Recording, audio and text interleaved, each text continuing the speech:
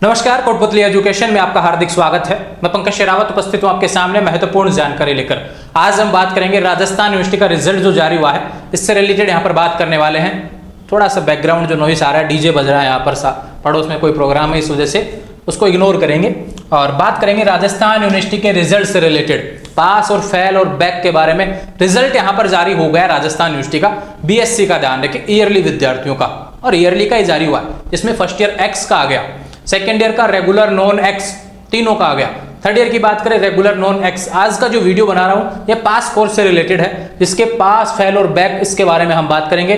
Marksheet में बहुत से कुछ ऐसे शब्द देखने को मिल रहे हैं जिसकी वजह से बहुत ज्यादा कंफ्यूजन बना हुआ है, इसके बारे में हम बात करेंगे। रिजल्ट आ चुका है, वेबसाइट पर देख नहीं पा रहे हैं, थोड़ा सा साइट सर्वर हमेशा से डाउन रहता है। और इस बार आज की बात करूं तो लगभग 8-10 रिजल्ट आए हैं बीएससी के, जिसमें होनर्स का भी आएगा, टेक्नोलॉजी से रिलेटेड भी आ गया, और ईयरली जो पास कोर्स हैं उनके भी रिजल्ट देखने को मिल रहे हैं। इस वजह से थोड़ा साइट का सर्वर प्रॉब्लम कर रहा है। शाम तक चल जाएगी, थोड़ा इंतजार करें, देर रात तक चल जाएगी। जिसने पहले देख लिया बहुत अच्छी बात है, जब देखेंगे तो रिजल्ट में बहुत सी चीजें देखने को मिलेंगी। पास है तो कैसे है, फेल है तो कैसे है। एक सवाल निकल के आ रहा है यहाँ से, सबसे बड़ा तो इंपॉर्टेंट, कि भी नीचे लिखा आ रहा है पास, लेकिन कुछ नंबर नहीं दिखा रहा। टोटल कर रहे हैं कुछ उन नंबर को तो 50-60 ही जुड़ रहे हैं, नीचे दिखा रहा है टोटल बहुत ज्यादा 200 से प्लस दिखा रहा है, पास कर रखा है। इस तरीके से बहुत सी चीजें हैं। टोटल आ रहा है कुछ, इधर कुछ नंबर देखने को मिल रहे हैं 1 2 3 4 5 6 7 8, इस तरीके से अलग अलग नंबर देखने को मिल रहे हैं, टोटल से डिफरेंट है। इन सभी के बारे में बात करेंगे। देखो सबसे पहले आपको बता दूं, टेढ़ा मेढ़ा रिजल्ट देखने को मिल रहा है। नीचे पास लिखा है, फेल लिखा है, कुछ भी लिखा है, लेकिन साइड में जो आपके नंबर्स देखने को मिल रहे हैं, तो बिल्कुल परेशान होने की आवश्यकता नहीं है। शाम तक आपको रिजल्ट वहां पे सही देखने को मिल जाएगा। वेबसाइट के माध्यम से लगातार प्रयास करेंगे देखने का, ठीक है। लेकिन वे विद्यार्थी जिसके रिजल्ट यहाँ पर कॉर्नर पे जब हम देखते हैं मार्कशीट में फेल, पास और कुछ भी लिखा है, उसमें कुछ नहीं बदलेगा, ध्यान रखना, वो वही रहेगा।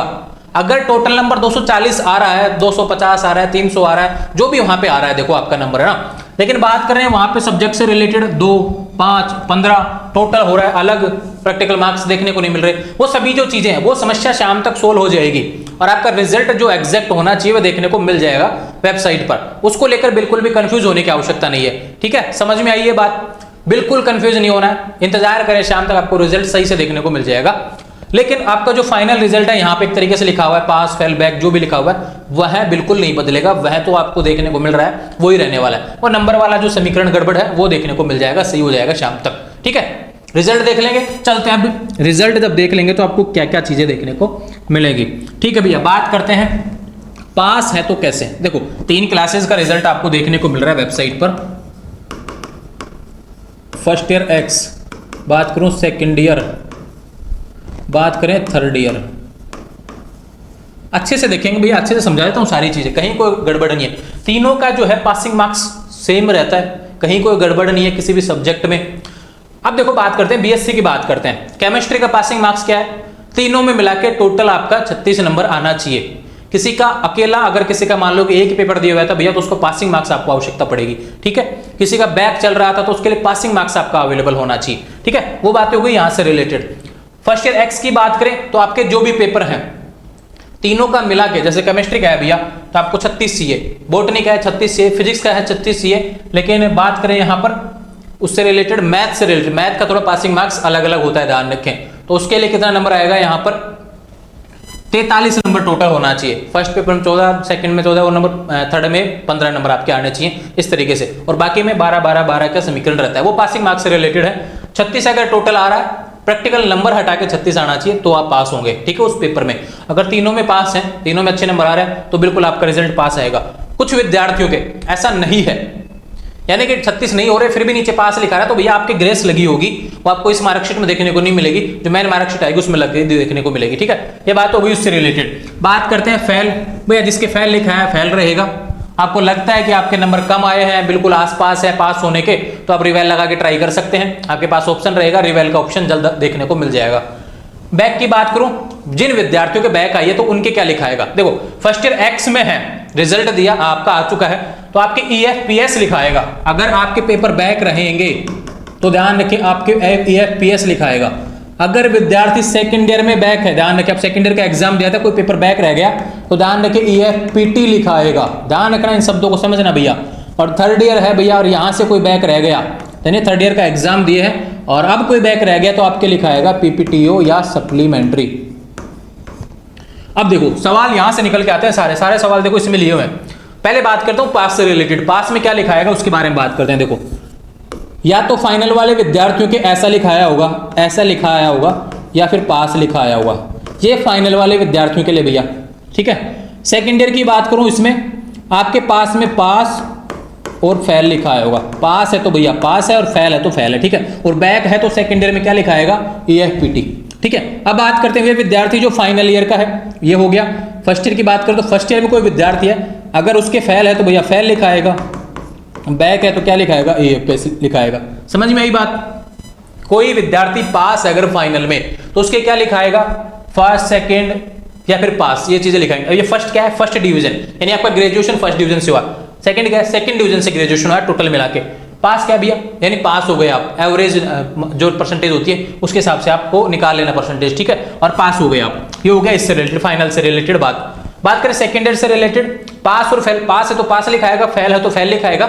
और ध्यान रखें अगर बैक है तो सेकंड ईयर में क्या लिखाएगा, EFPT। EFPT का मतलब क्या है भैया, eligible for part third, eligible for part third, यानी आप थर्ड ईयर में जा चुके हैं लेकिन आपका कोई पेपर बैक रह चुका है, जो फर्स्ट ईयर का भी हो सकता है, सेकंड ईयर का भी हो सकता है, कोई सा भी एक पेपर हो सकता है, वो ध्यान रखें आपका बैक रह गया, इसलिए आपको आपके EFPT लिखाया है, फाइनल के साथ में लगेगा। फाइनल का ही फॉर्म भरना है, ध्यान रखें आने वाले समय में। और फाइनल में आप हो चुके हैं, रेगुलर थे, नॉन कॉलेज से, जो भी है, फाइनल का फॉर्म भरना, उसके हिसाब से आपको एग्जाम देना है। ये बात होगी इससे रिलेटेड। दूसरा बात करेंगे भैया EFPS, ये किसके आता है भैया, वे विद्यार्थी जो फर्स्ट ईयर एक्स में बैक हो गए हैं, ध्यान रखें फेल नहीं, बैक हुए हैं, उनके आएगा EFPS। अब EFPS का मतलब क्या होता है, eligible for part second, eligible for part second, यानी सेकंड ईयर में आप जा चुके हैं लेकिन आपका कोई बैक रह चुका है, वो सेकंड ईयर के साथ में आपको देना पड़ेगा। समझ में आई बात, कहीं कोई दिक्कत नहीं है। First year, second year, third year तीनों के रिजल्ट के बारे में बात हो गई है। PPTO क्या है भैया, PPTO उन विद्यार्थियों के आएगा जो इस बार फाइनल के एग्जाम दिए थे और साथ में सेकंड ईयर या फर्स्ट ईयर में से कोई बैक उनका चल रहा था, और ध्यान रखिए अगर वो फिर से बैक रह गया तो उनका आ गया पेपर पास थर्ड ओनली। यानी कि आपने थर्ड ईयर का एग्जाम दिया और आपका फर्स्ट ईयर या सेकंड ईयर में से कोई एक बैक चल रहा था, तो ध्यान रखें अभी वो वापस से बैक रह गया, अभी बैक वाला पेपर बैक रह गया, फाइनल का नहीं, इसलिए आएगा PPTO, यानी पेपर पास थर्ड ओनली, यानी थर्ड ईयर के पेपर पास हो गए लेकिन फर्स्ट ईयर सेकंड ईयर में से कोई बैक रह गया, वो आपको वापस देना पड़ेगा, इसलिए लिखा आएगा PPTO। और PPTO वाले साल बचा सकते हैं, उनके पास सप्लीमेंट्री एग्जाम देने का मौका होता है। अब आप कहेंगे सप्लीमेंट्री कब आएगा, तो भैया पहले रिवेल के फॉर्म लगेंगे, रिवेल का रिजल्ट आएगा, उसके बाद में सप्लीमेंट्री फॉर्म आएगा। समझ में आई बहुत अच्छे से बात, कहीं कोई गड़बड़ नहीं होनी चाहिए। SUPP की बात करूं, SUPP का मतलब क्या है भैया, सप्लीमेंट्री, यानी आपका कोई पेपर बैक रह गया, बैक में पिछले बैक से भी रह सकता है वापस से, या फिर फाइनल ईयर का भी कोई पेपर बैक हुआ, इसलिए सप्लीमेंट्री देखने को मिल रहा है। ये ध्यान रखें, दो अलग अलग पेपर में, किसी एक ईयर के दो अलग अलग पेपर में बैक नहीं रख सकते। अब आप कहेंगे कि मेरा सेकंड ईयर का मतलब कि BSc की बात करें तो यहाँ पे केमिस्ट्री का है और फाइनल का मेरा ज्योग्राफी उसका मान लो कि मैथ का रह गया, अलग अलग हो गया, भाई ईयर बदल गया ना भैया, आपका कोई सेकंड ईयर का बैक होगा, अब एक फाइनल का बैक, ईयर बदल गया, इसलिए क्या नाम आप वहां पे सप्लीमेंट्री देखने को मिल सकता है। लेकिन आप ये कहें कि मेरा फाइनल ईयर का ही केमिस्ट्री का भी बैक है और बोटनी का भी बैक है और मैं पास हो गया हूं, या फिर मुझे सप्लीमेंट्री नहीं दिया है, ध्यान रखें भैया वहां पे फेल लिखा आएगा, सप्लीमेंट्री नहीं आएगा, ध्यान रखें अलग अलग पेपर की बात हो रही है, ठीक है। ये बातें होगी इससे रिलेटेड, कहीं कोई कंफ्यूजन अब भी नहीं होना चाहिए। बात करते हैं पासिंग मार्क्स से रिलेटेड, मैंने बताया भैया केमिस्ट्री का 36 होता है, फिजिक्स का 36 होता है, मैथ का 43 होता है, टोटल की बात कर रहा हूं, प्रैक्टिकल नंबर हटा के। बोटनी का भैया 36 होता है, और फिजिक्स, केमिस्ट्री, बोटनी, मैथ हो गया, एक सब्जेक्ट जो आपका रहता है कौन सा बाकी रह गया भैया, जूलॉजी का, इसका भी 36 रहता है, ध्यान रखें।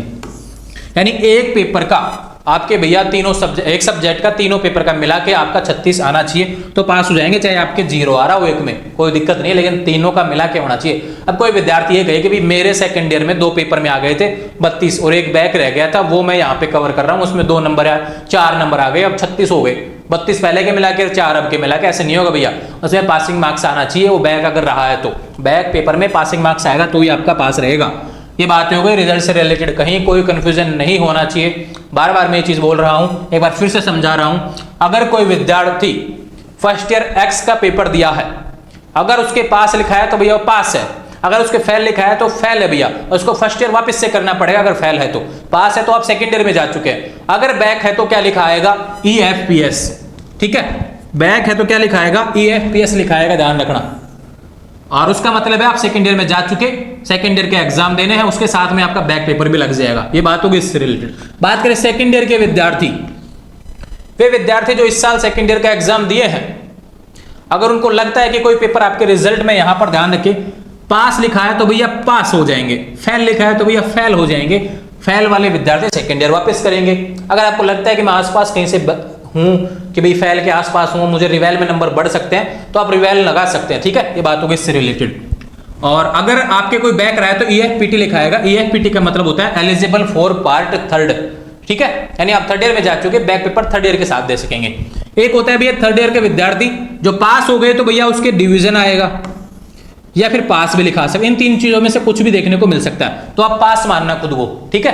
वहां पे डिवीजन लिखा आता है, ऐसे एक डंडा आ रहा है तो मतलब फर्स्ट डिवीजन है, दो डंडे आ रहे हैं मतलब सेकंड डिवीजन है, पास लिखा है तो भैया आपका एवरेज पास हो गए, आप ध्यान रखें।